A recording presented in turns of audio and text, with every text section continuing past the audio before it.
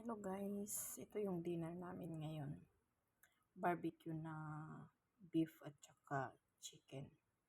Tapos may macaron. Yan siya guys, oh, macaron. Yan. At saka nagsalad. Nandito kami sa bakasyon ngayon guys, kaya nakakapag-barbecue kami.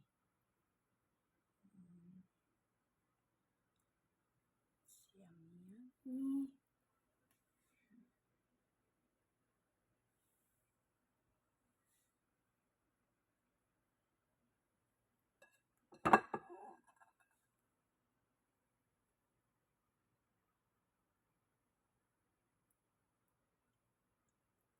Okay, thanks for watching guys. Have a good day and God bless us all.